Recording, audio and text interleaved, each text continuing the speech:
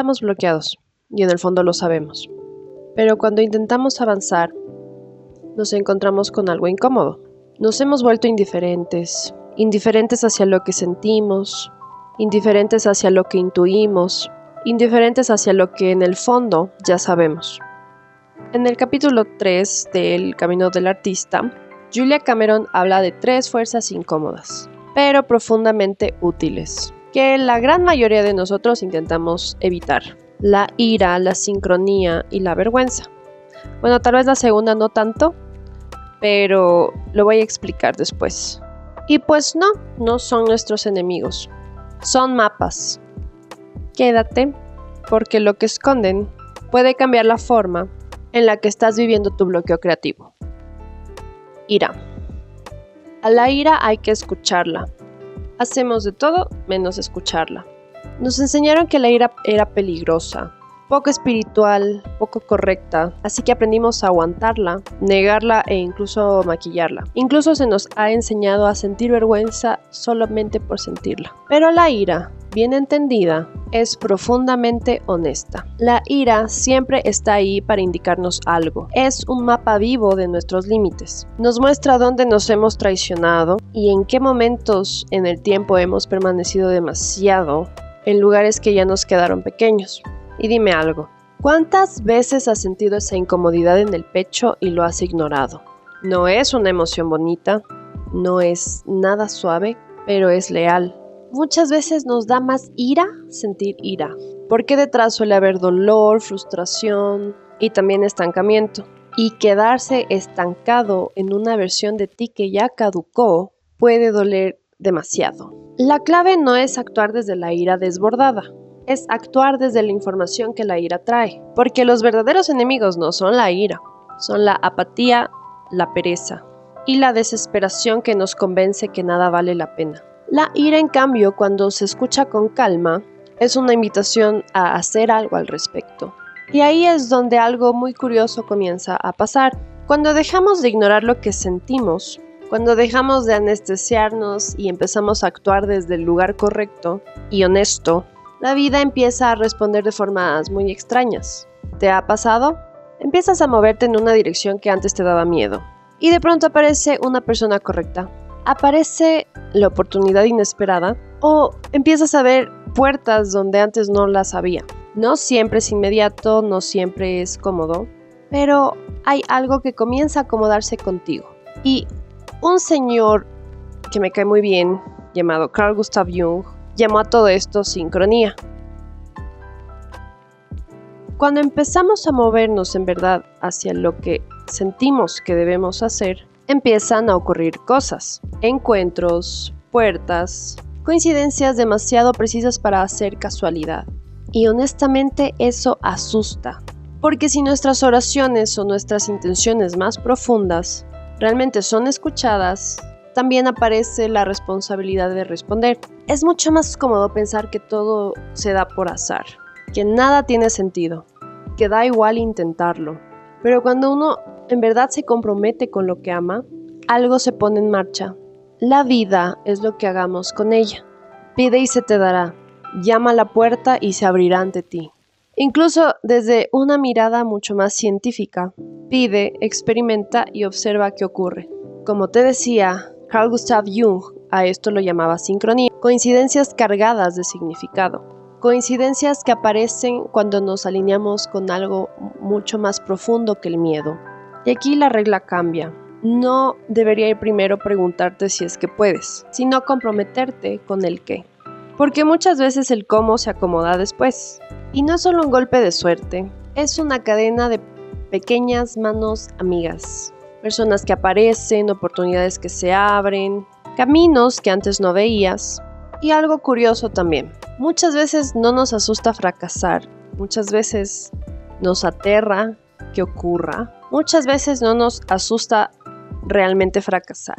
Nos aterra que funcione, porque cuando empieza a funcionar, cuando de verdad empiezas a moverte, cuando las cosas comienzan a alinearse, aparece otra emoción más silenciosa y mucho más incómoda. Mi amiga favorita, la vergüenza. esa sensación de que te estás exponiendo demasiado, que tal vez estás ocupando mucho más espacio del que deberías, que quizá sería más seguro encogerte un poquito otra vez. Y aquí es donde el proceso se vuelve más interesante. Primero, la ira nos despierta. Luego la sincronía nos confirma que movernos sí cambia las cosas, pero la vergüenza aparece justo cuando estamos por ser vistos de verdad. Si la ira nos empuja, la vergüenza nos frena. La vergüenza, el cringe, es en el fondo un mecanismo de control. Crear arte o mostrar algo auténtico se parece mucho a contar un gran secreto familiar, y encima en voz alta. Y eso activa una pregunta muy profunda.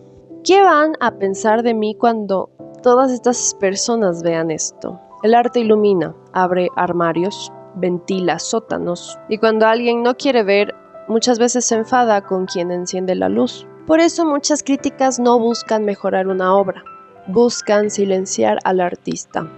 Especialmente si creciste en entornos donde tu curiosidad, tu sensibilidad o tu intensidad fueron ridiculizadas. En esos casos, la vergüenza aparece cuando incluso nadie ha dicho nada. Y entonces pasa algo muy común. Empiezas una obra con ilusión. Avanzas bien. Y justo antes de terminar, aparece el desinterés. No vale la pena. No está tan bien. Mejor lo dejo. Muchas veces no es falta de talento. Es una especie de autoprotección aprendida. Porque reclamar espacio, atención o reconocimiento alguna vez se sintió peligroso. Y aquí es donde necesitamos hacer una distinción muy importante. No todas las críticas son iguales. Las críticas útiles abren caminos. Las críticas dañinas humillan, ridiculizan o condenan de forma vaga. Y como artistas necesitamos aprender a distinguirlas. Hay una forma más sana de relacionarnos con las críticas, sin cerrarnos pero sin desproteger a ese niño artista que de por sí es bastante vulnerable. Implica aprender a recibirlas completas, detectar qué y dónde duele, identificar qué sí aporta y cuidarnos después. Porque aquí hay algo profundamente liberador.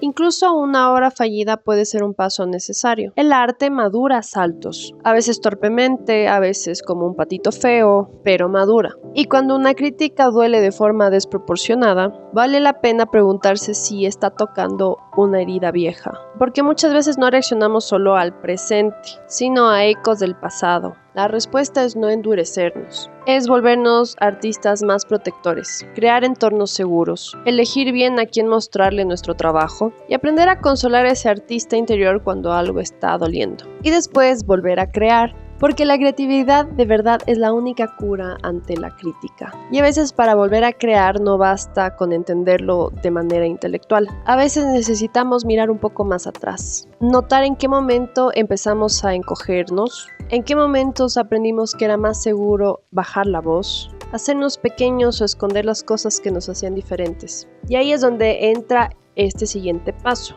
Hay artistas que no estamos bloqueados por falta de capacidad, sino por haber aprendido a esconder nuestra propia luz. Muchas personas creativas crecimos sintiéndonos demasiado intensas, demasiado sensibles, demasiado soñadoras. Y con el tiempo aprendimos a reducirnos para no incomodar. Este ejercicio de trabajo detectivesco es una invitación a reconectar con partes nuestras olvidadas. En la descripción te dejo un documento con una lista de preguntas que te puedes hacer a ti mismo y las puedes hacer a tu ritmo. Te aconsejo que lo hagas con suavidad porque se pueden mover muchas cosas, pero eso es parte del proceso. Crecer no es una línea recta. Ojalá lo fuera, pero no. Es errático, 2 pasos adelante y a veces 1 atrás. Como querer subir una cuesta en arena. Hay días claros y hay días nublados. Semanas en las que todo fluye y otras en las que te preguntas si todo esto tiene sentido. Y aún así, aunque no se sienta, el crecimiento está ocurriendo.